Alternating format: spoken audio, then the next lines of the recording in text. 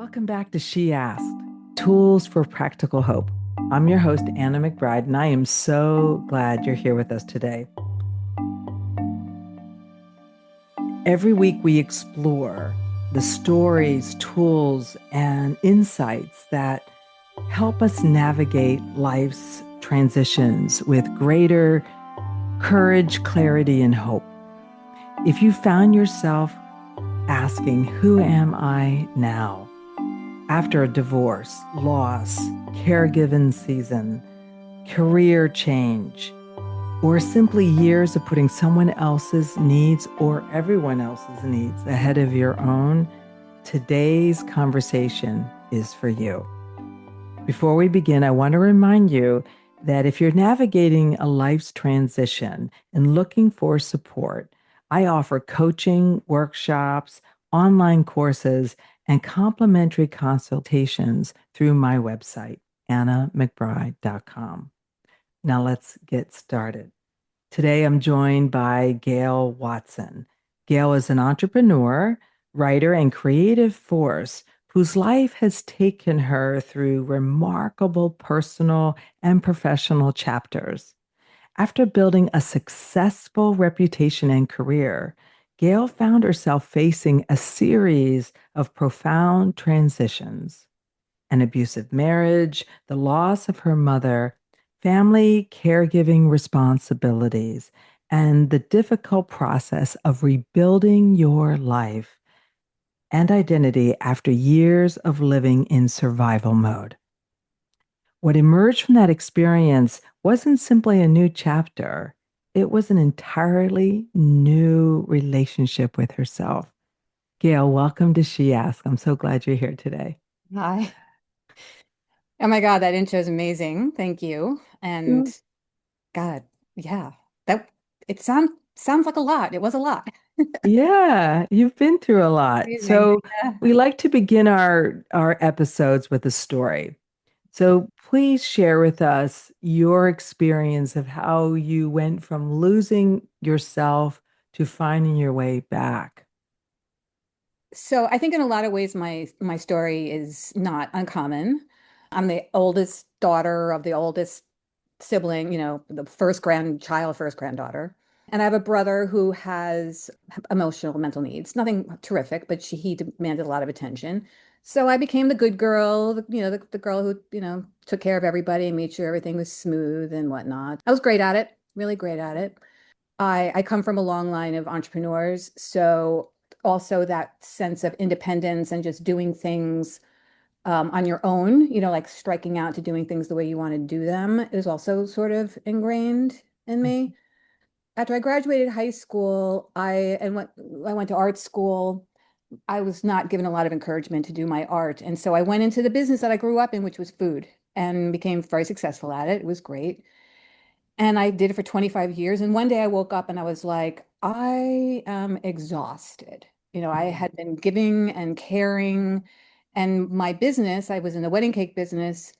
I worked every single weekend. So I had very little social life and, all that kind of stuff. So I hadn't had a partner. I'd gotten divorced 12 years into my marriage.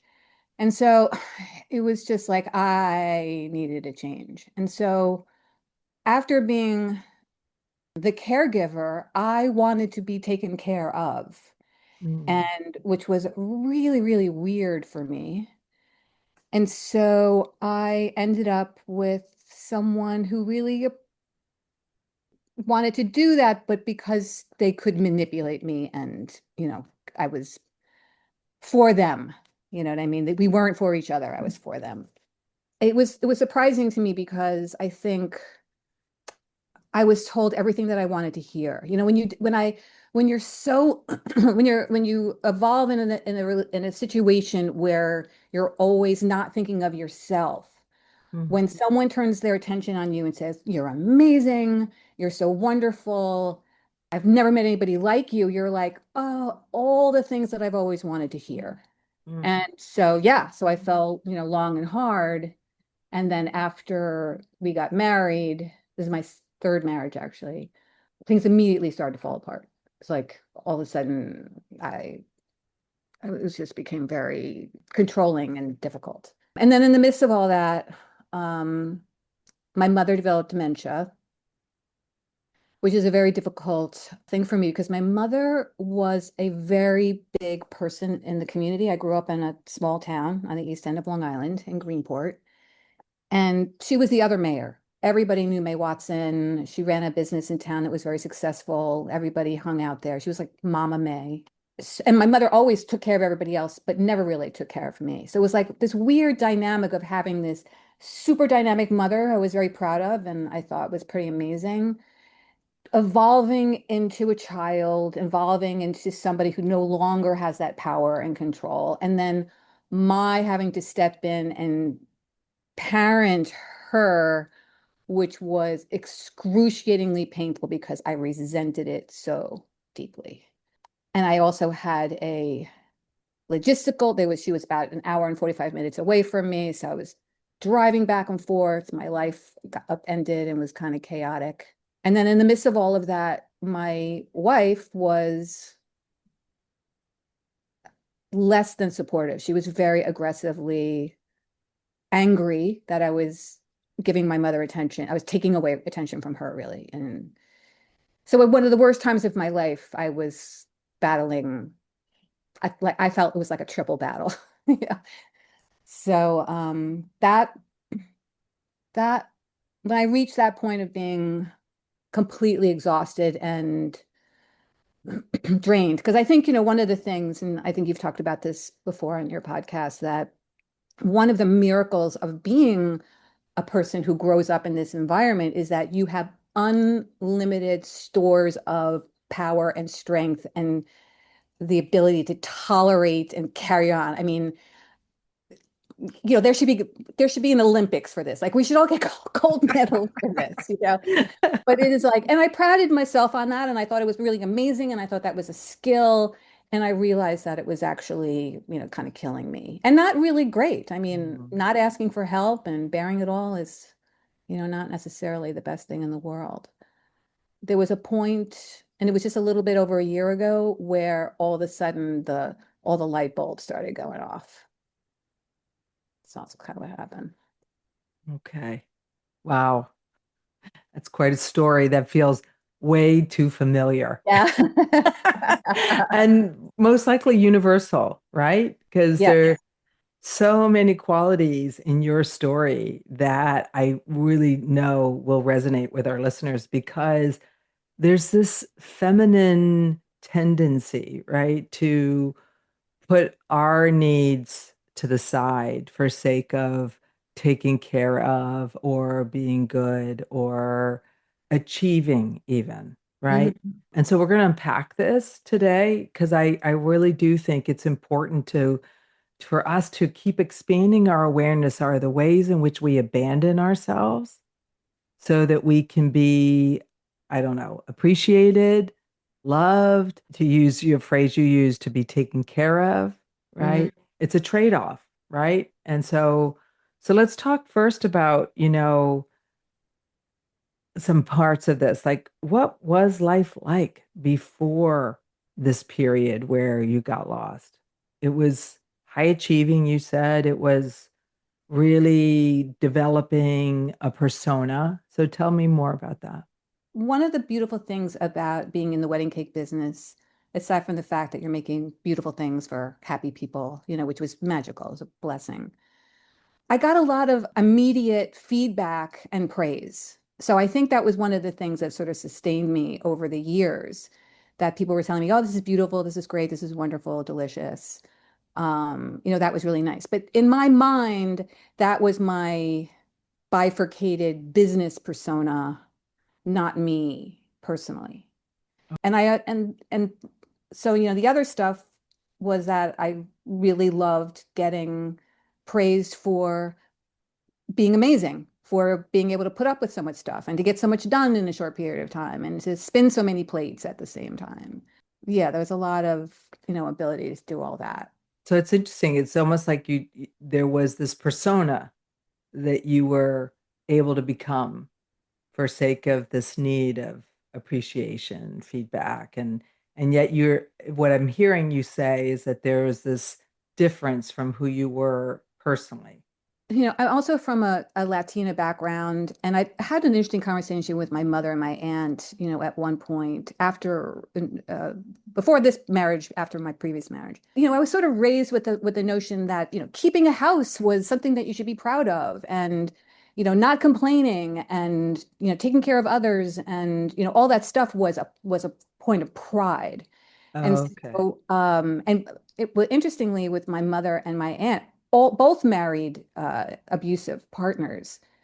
And I Mm. said, no, why did you do that? And why did you suggest that I do that?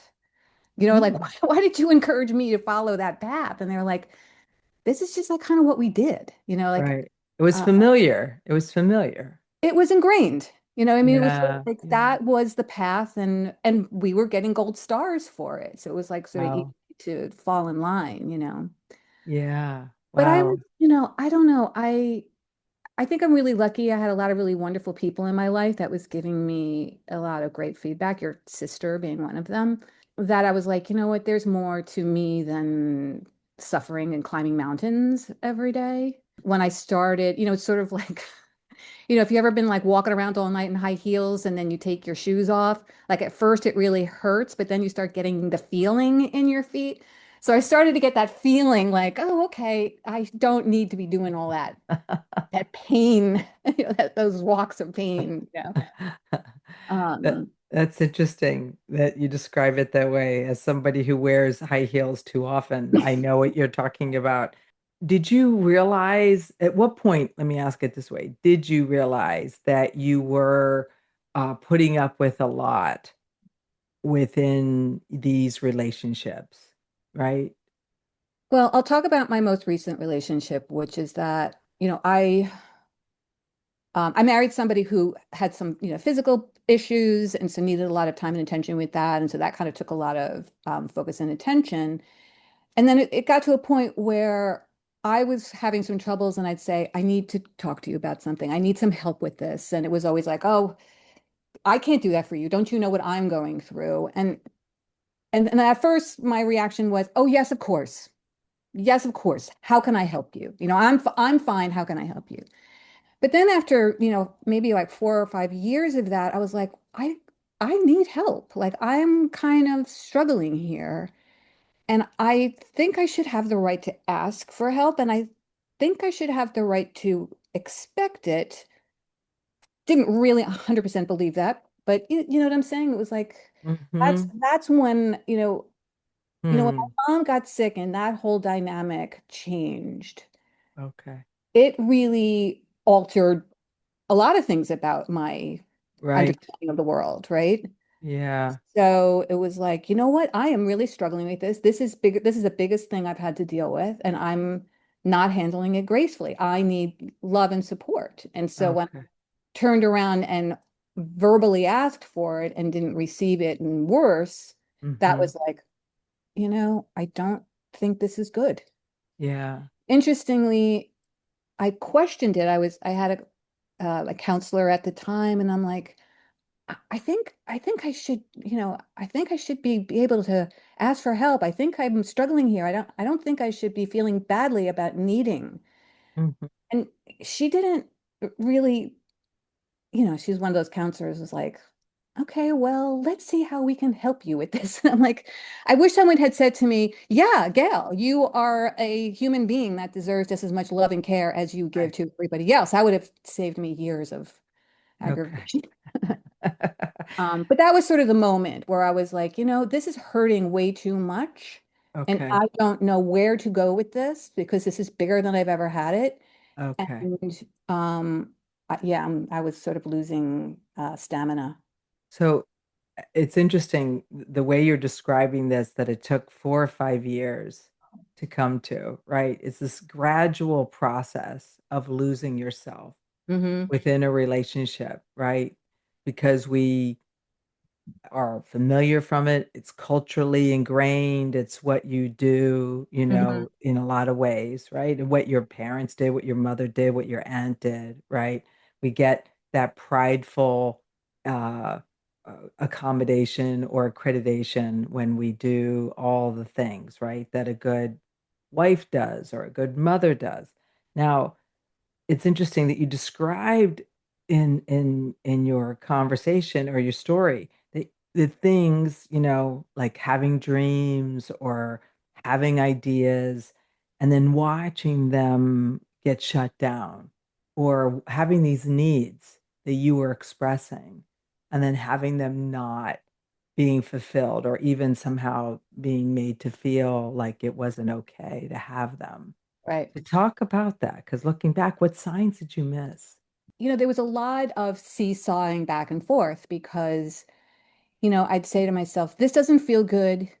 I want to drop down into my authentic self and do the things that really resonate with me, not really necessarily taking anything away from anybody else except some time and attention. That would maybe go be okay for a little while, but then I got chided and reprimanded for taking that time and attention.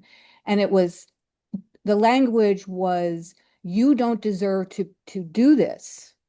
Oh. You should be doing this. Like you shouldn't, I'm expecting you to do X, Y, and Z, and that is not in that definition. And so I immediately go to, oh, I'm being a bad girl. Oh, I'm not doing right. Oh, I need to, step in and do this properly. I'm failing at that, so I need to like focus on that. Mm, So then I would go and I would do that for a while, and then start to get hungry for myself, and I go back, and then so there's mm, this, like, there was this very turgid loop for a while of, trying to balance that out until one day I was like, there's no balancing this out. This is a very toxic imbalance. And mm, I was a very important part of that loop, which mm, was the other part that was really important for me. Because right. it's one thing to sit there and go, oh, she's being mean to me. Oh, I'm not getting the love and support and, cry, cry. But I was saying yes. I was Mm. participating. I was agreeing. Excuse me. So Mm, so, that was that was the change. So I switched my counselor to another therapist. And those are the conversations that I started to have, which mm, was I always had a definition of who I was. mm, And it turns out that I was not really that person. And my all my coping skills I thought were heroic were actually kind of sad in a way. And mm, so taking that position of like, okay, how did I get here? How did I allow and embody all of these insecurities and think that it was okay? And then still some part of my mind think I was a strong woman. mm, mm. Yeah, I could see the confusion because I think a lot of women, and I'll ask you if you agree, sometimes confuse sacrifice with love. Yeah. And is Yeah. that where you Or were? yeah, I thought it was a gold star. I thought it was an award. Yeah. Like the more Yeah. hurt, the better the gain. Right. In my marriage, and I only had one, it was longer enough for me, was that I kept just going along with what he wanted. Somehow I mirrored my mother insofar that I was there to please him. And pleasing looked like even if I didn't understand, even if I didn't agree, even if it was at all cost of my persona, right? Hmm. I went along with it. Um, Right. and and I got lost in the process deeper and deeper and deeper. And so I definitely was one of those women who confused sacrifice with love, thinking it was a part of it, like it was the same thing, Right. right? Right. Yeah. And we're told relationships are difficult and it, requires Mhm. compromise. And so you go, okay, yeah, yeah. Wow. Yeah, that's too But then when common. it shifted to I was wrong for having my desires, that was Yeah. different. Well, I love how you actually were able to get to owning your part because I think that's where the true freedom is, right? When we take Mhm. accountability Yeah. for participating Yes. in the losing of Yeah. ourselves, right? That was hard. I'm honestly because.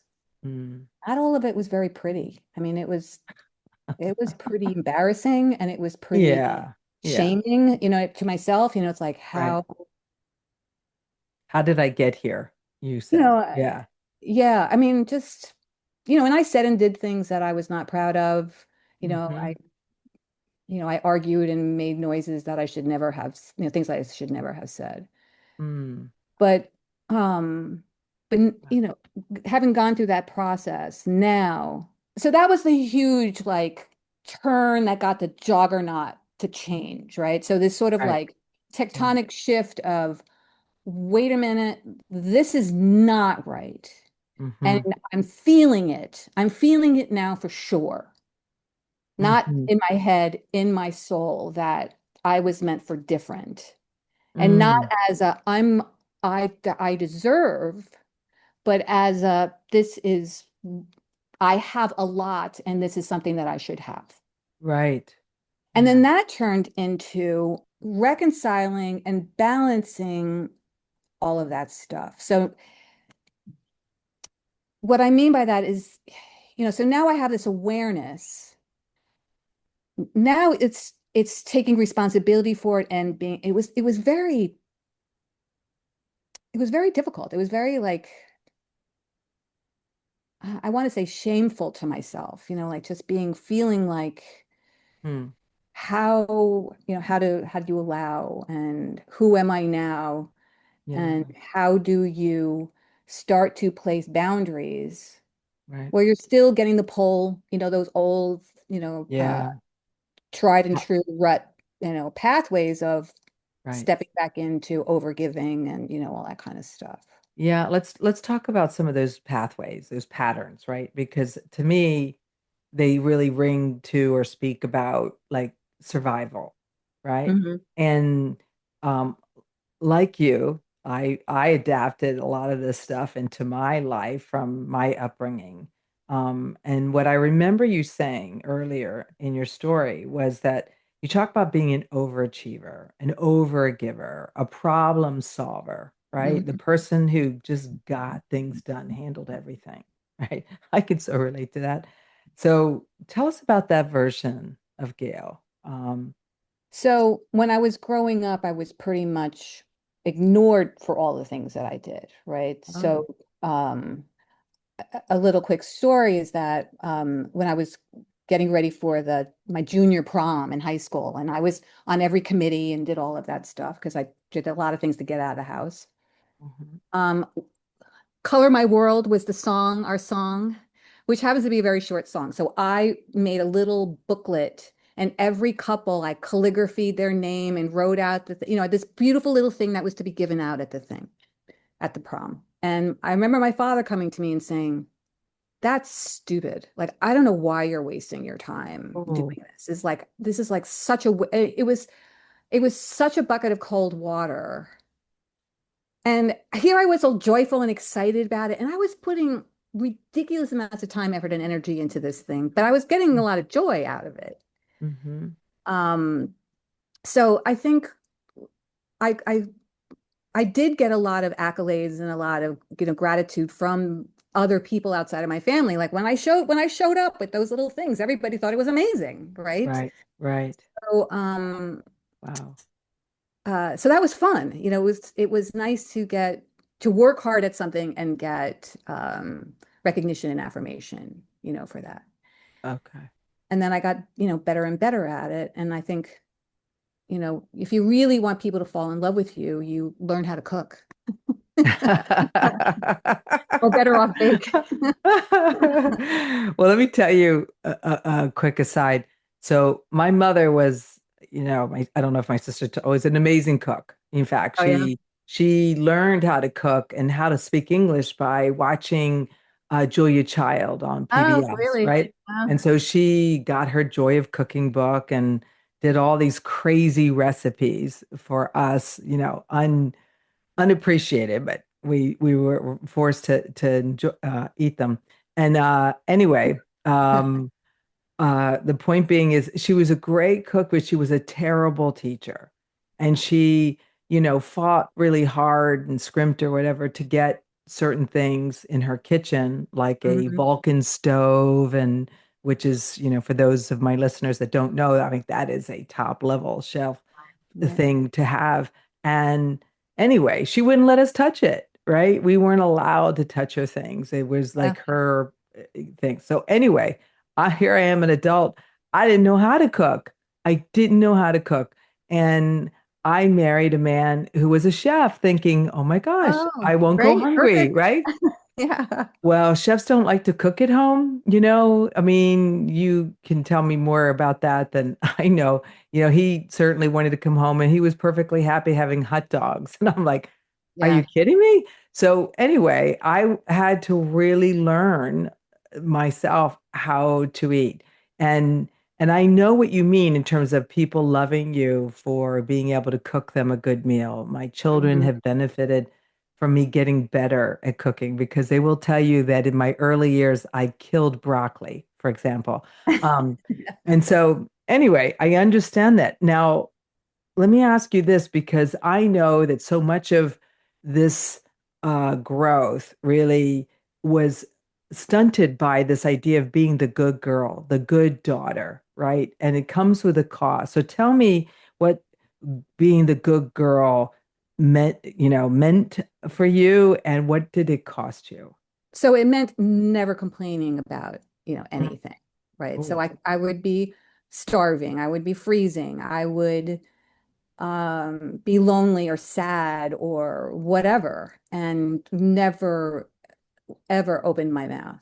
mm, And maybe I would solve the problems for myself. As I got older, of course, as an adult, I did.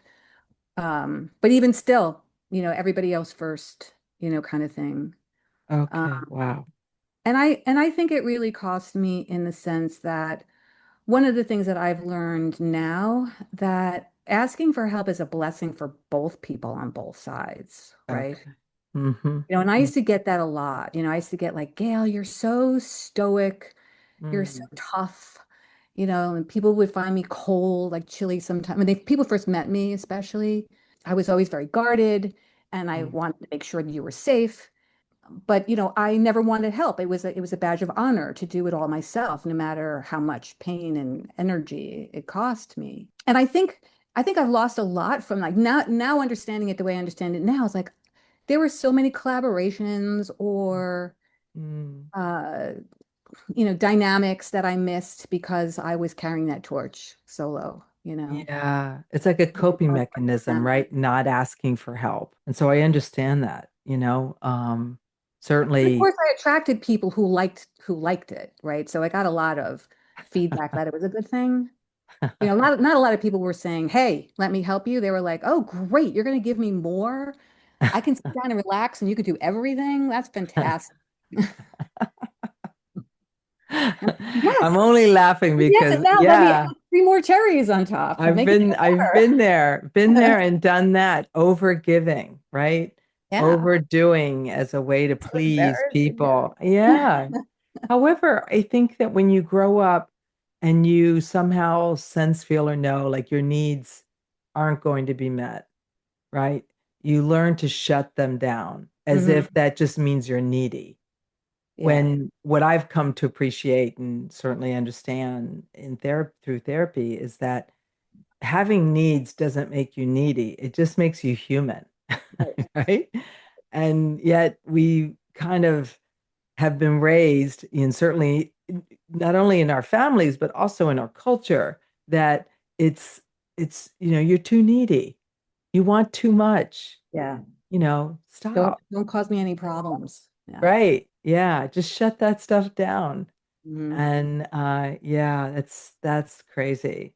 So we talk about coping versus healing, right? I think that so many women struggle with this, Hmm. right? We're praised for holding everything together, and not needing too much or anything, or asking for help, right? We'll do it all. But eventually that strategy just helps us survive. We don't really thrive there, Right. Absolutely. right? So when did you realize you were empty? There's a famous story in my marriage where I had had a particularly rough time with my mother. If you know anything about dementia, through the phases of dementia, there's a phase where they're just agitated and they cause all sorts of chaos and tear their houses apart. It's just so every day I was getting phone calls. She Mm, was in assisted living and they were like threatening to, ask her to leave and, all this stuff. Because I was so far away, I would go there and I would have a few hours to go to the drugstore to do these things that the window of the 9 to 5 day. And then I had to turn around and get on the LIE in traffic to go home and make dinner. And so one day I'm sitting in my car and I'm like, I'm just like, I'm trying to figure out how I'm going to get the energy to go home. And I called my wife and I said, can you please handle dinner tonight? And mm, her response was, I can't believe, why didn't you eat? You should have gotten a sandwich. And I was like, I don't need you to yell at me right now. I need you to take care of me. Really. I am at the point where I don't have that shame of being a good girl. I am so down. I am so empty. I am so desperate. And then mm, when asking for it and not only not getting it, but being chided for asking for it was like, I mm. don't have any more down to go. Okay. I Yeah. don't know. And I just sat in the car and just bawled and cried. And then I got very numb. Then I went home and I just was like, all right, I'm just gonna Mm, do. And I did that for a little while, and then that quickly started to turn into, yeah, this is not my life. okay. This is just not. And no matter what I did, Mm, nobody was happy, right? I wasn't yeah. taking care of my mother properly. I wasn't taking care of my family properly. I was or certainly wasn't taking care of myself properly. Right. And I thought, this is all wrong, Yeah.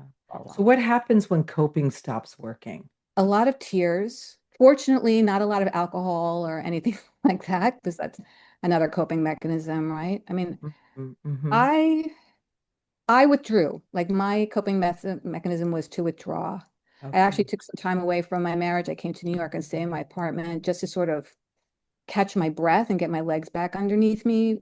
Go for a couple of weeks. And then I Mm, would reconcile everything and try to figure out like, oh yes, I can tolerate this after all. And then I go back. And so there's a lot of mm, back and forth about that also. mm. Um, Wow.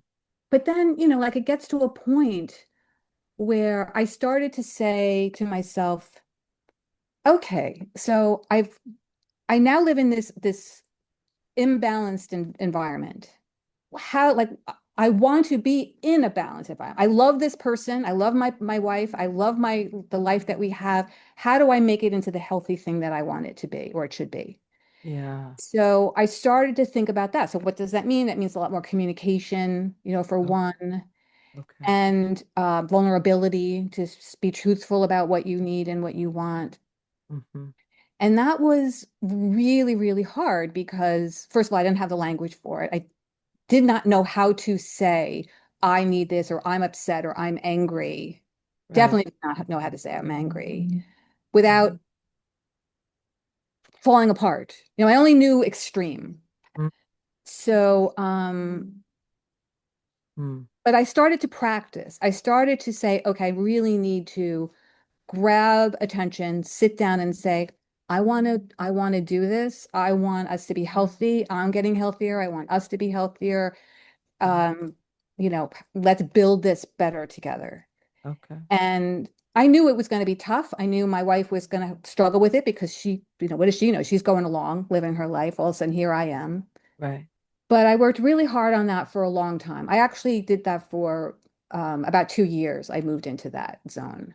So talk a little bit about what what you leaned on to help you to rebuild the communication. Um, I leaned on, I would say, a couple of different things.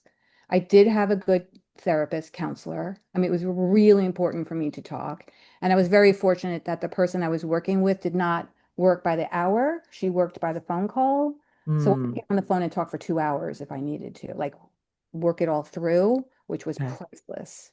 Mm, I think that's really important, or it was important for me at that time, not so much now, but because I just had all of this offloading that I needed to do, right, right? right. You're Yeah. carrying all this stuff. Sure. Um, I then started to develop a friend network, which was also like really, really important, and people that were not toxic, which was not easy, Mm, because I'm still wanting to please people and make everybody happy. And to like right. me, I had to be good to you. So that was a bit of a challenge, but that was easier because those people responded, right? If I said, you know what, I'm struggling with this, they would say, oh, I'm sorry, how can I help? Which Mm, was the beginnings of showing me that there was a possibility of being in a healthy dynamic. right. You know what I Right. mean? Yeah.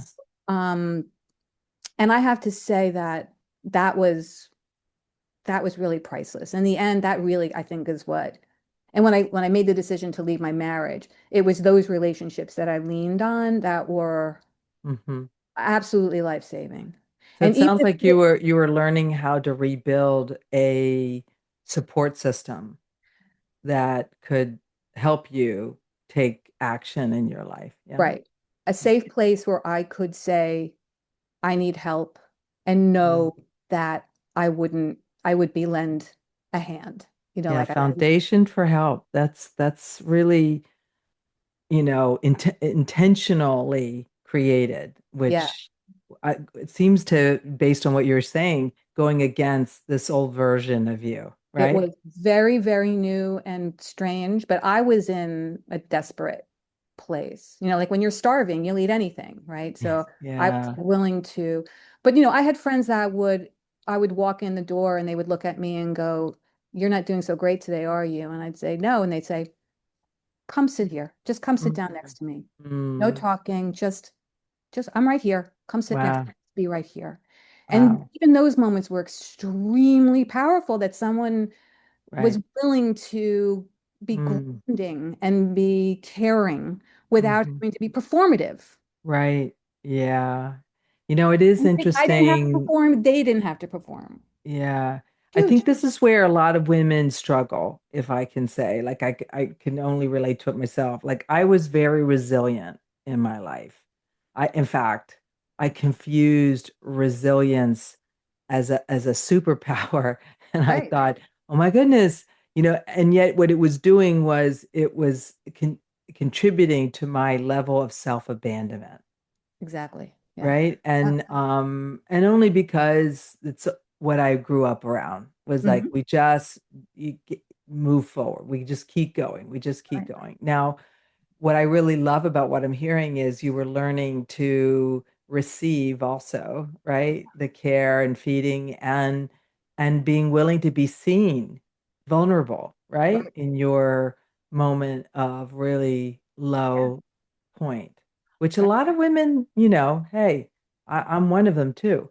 That's not comfortable, is It's it? not. It's really tough. Particularly when you're an overachiever, right? Yeah. So you have to drop your mantle of I'm okay, I can do everything, which is Yeah, how everybody sees you, has known you. right. And then be like, I'm falling apart into a million pieces, and I need you to help me because I'm going to slip away into nothingness. Yeah. Wow. Really it takes a certain amount of bravery and audacity to do Mm. it. Mm-hmm. But what I found was so here was the miracle, Okay. is that the more that I did it, the more I received it. Oh, The okay. more I was saying to people, and even if I didn't have give them the whole story or like yak, yak, yak about it, just be like, yeah, I'm having a hard time. And Mm. just sitting with that and letting them say, oh, I'm so sorry to hear that. I'm here. What Mm. started to, it reached a point where it started to become like I craved it. Then it Oh. was like, oh, yes, that's Mm. home. That's the beacon. That's the Okay. place to go. Okay. And I knew that it wasn't just my friends. Like I mean, my friends were amazing. Right. I didn't want to transfer all of my, like redirect all of my things to my friends. It wasn't their job. They're Mm-hmm. part of, they're part of the dynamic, right? Mm-hmm. Mm-hmm. But, but then and it's also, again, it's like, exposure therapy. It's more and more, and it felt better Yeah. and better and safer and safer. And then, now here's the other miracle Mm. that when I had an incident this morning where I had done someone a favor, kind of overextended myself a little bit a few months ago, and they dropped the ball on something. And so I reached out to them and said, "Hey, I'm sorry. I should have reached out to you sooner, but we need to solve this problem." And I got an asshole response from them. And Mm, first reaction would have been, "I'm so sorry. It's my fault. I should have done this. I should have handled this differently. Don't worry. It's fine." And hmm. I instead now I should to this mood like, that's not making me comfortable. I'm not really happy about that. I'm showing Right. it to you honestly and with Yeah. clarity about this. If I miss something, let's talk about it. Right. And so those I I can not only I don't have to intellectualize those cues so much anymore. I Okay. feel those cues. So when someone's being a jerk, Okay. I can very quickly go, yeah, no, Yeah. not so So you're much. touching on something that's an interesting topic about like moving from being a victim to being accountable, Right. right? And so, one of the things I really appreciate is that perspective because I know that when I have allowed myself to be the victim, I open myself up to, no boundaries, people taking advantage of me, which then leads to resentments, right? And I'm just left being unhappy. Yet when I'm accountable to myself and my Hmm. life, then I can hold other people accountable Right. for their commitments, right? So talk a little bit about how you were able to shift from the where you were just taking it and doing things, overachieving, overgiving, blah, blah, blah, to this point of being able to notice when something doesn't work out the way you want, like you just described, and you can reach out and hold the other person accountable without taking all the I don't know, lion's share of responsibility for the situation. I think Okay. the major thing was that it started to occur to me that again, this kind of went back to my perspective and my responsibility in the dynamic. So I started to understand that, like to use the example of this situation this morning, that this toxic dialogue, I had two options on how to handle it, right? I could fawn and, Mm, apologize and try to make right and take it on the chin, or I could recognize that this is something that I can choose to take or not take, to carry mm, or not to carry, or to interpret in that way or not interpret in that way. So, by the way, in this conversation with this person, I start to think, what's going on with her that she has to call me these names and treat me in this way? Like, I know that I didn't do anything wrong, right? Or I okay. don't believe, I mean, I'm willing to talk about it if I did. But I believe that the majority of that conversation was driven by something that I shamed her somehow in my choice of language, or who knows. Mm-hmm. But this is a walking dynamic. Mm, So I want to share something with you, and maybe this might be too much, but I'm going to share it with you anyway. okay. So I came to a realization that we are all sort of bodies of like energy, if you will, and Mm-hmm. use aura if you want, because we know that. And we have, you meet people that are so light and so energetic and so creative, and we love that, right? Like we're drawn to that. Right. Right. We all have our energies and our experiences, and we have to integrate. So we bump into each other, we come to each other, and our colors change because of that mix, that time that we share with each other. And Mm-hmm. sometimes some goes to you, and sometimes some goes to me.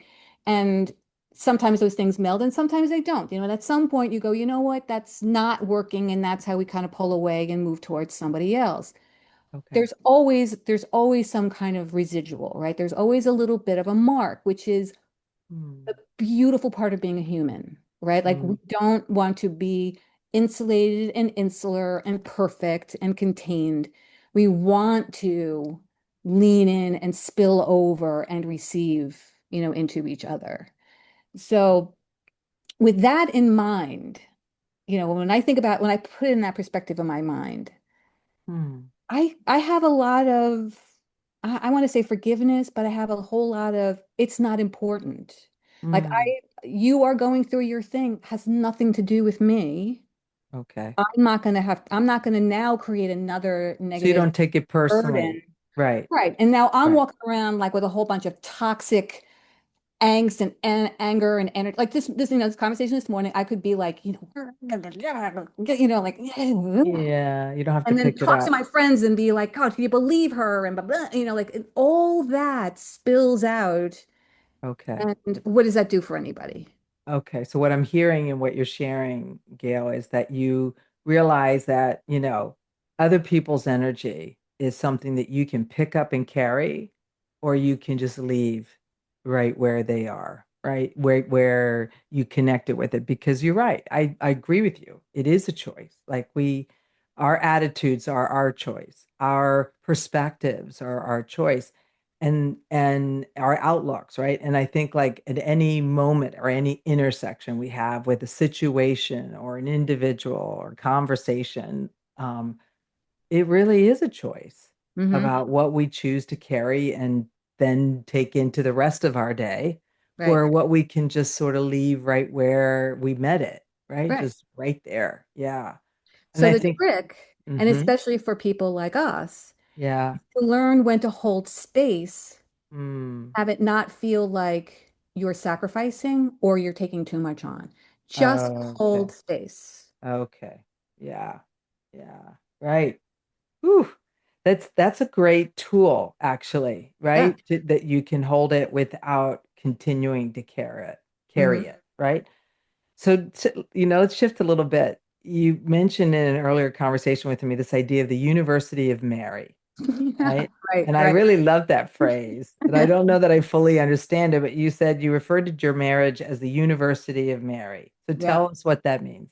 Yeah. I'm telling you, the lawyers are charging me a lot of tuition these days. Um, I recognize that, I had been in a series of relationships similar to my relationship with Mary. And Mm, so I had been repeating the pattern. So which I was like, okay, universe, I got it. Like, okay, already. But, like everybody says, when they go through something horrible, it's always a blessing for them. And okay. Mary is not the worst person in the world. She's got a lot of wonderful things about her. She does a lot of self-work. I mean, I get on her case, but she really is a lot of amazing, wonderful things. I love that woman. I fell in love with her. And so because of that, there was a lot of play in our dynamic. And so I got to really grow and learn from her.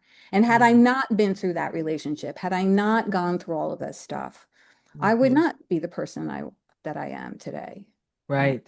Yeah. mean, I wish I had done it 50 years ago, Uh-huh. 40 years ago. Yeah, they were hard lessons, but But I'm I hearing really, gratitude. I'm hearing oh, gratitude, right? tremendous amount of gratitude.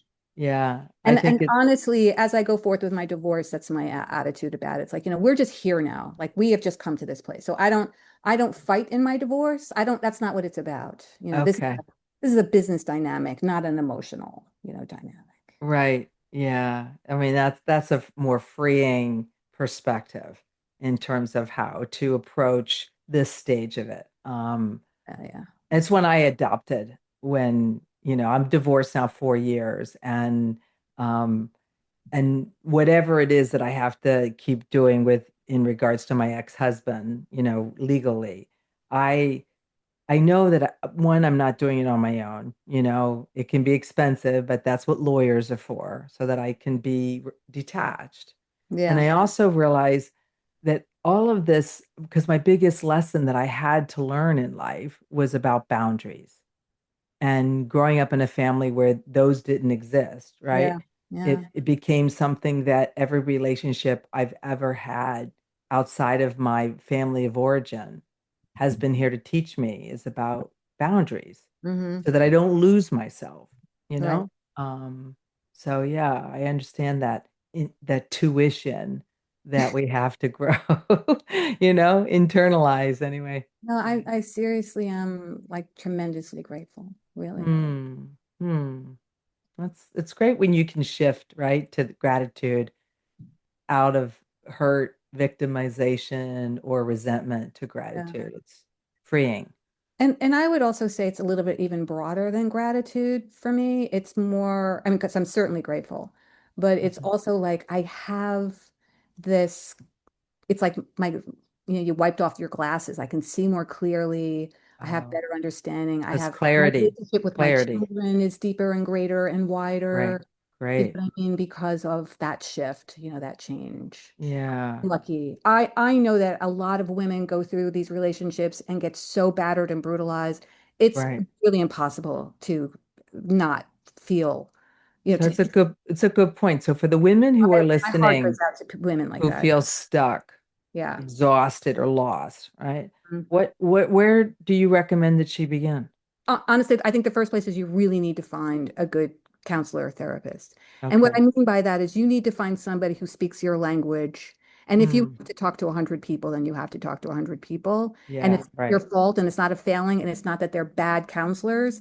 It's that you Oh, haven't found thank your you. thing. And when you have someone that really helped, like really resonates with you and hears you and you hear each other, Right. it's it's leaps and bounds can happen. You know what I mean? Wow. So Wow. that's number one. And a Okay. lot and the biggest problem is that we're so used to doing things by ourselves. Like, oh yes, I watch the podcasts, I read the books, I'm good. I know how to do this. So that I guess is probably the first thing is to recognize that you cannot do this alone, Okay. right? Right. Uh, Mm.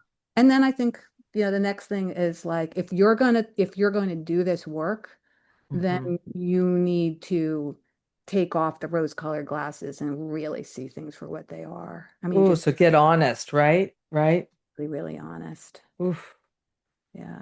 I'm telling you, that was the most humbling part of this whole process for me towards accountability and Hmm. away from victimization is just embracing honesty. Yeah. Realizing that in every situation that I felt transgressed or hurt by, there was a part that I played. Hmm.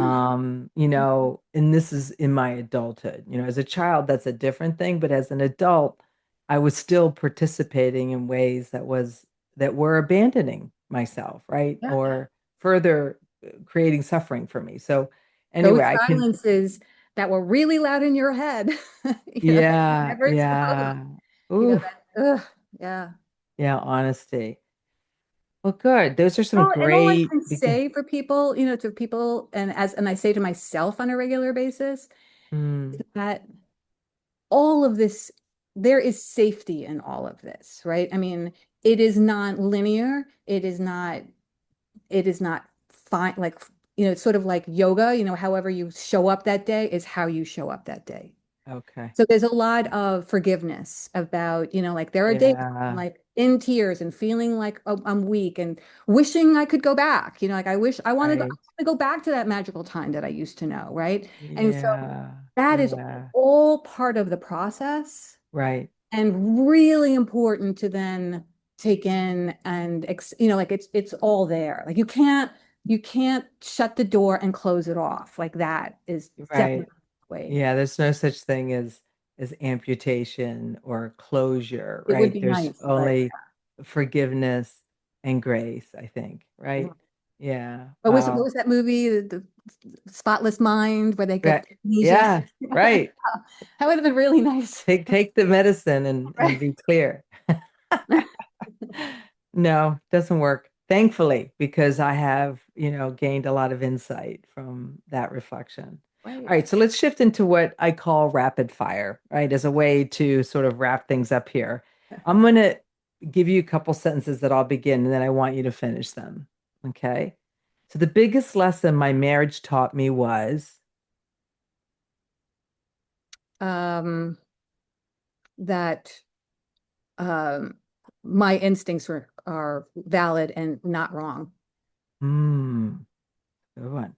A boundary I wish I learned sooner is, Um,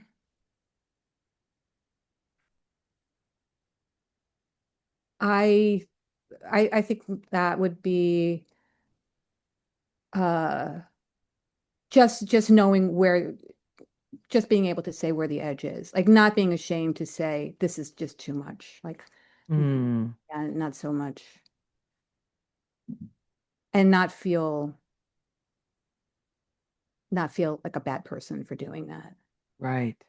Yeah, whew, for sure. Yeah. Healing means, Healing means breathing, and I think it really means quiet. I think it really means settling into yourself and your authentic self and what's happening around you and just calming down, like really just calming down.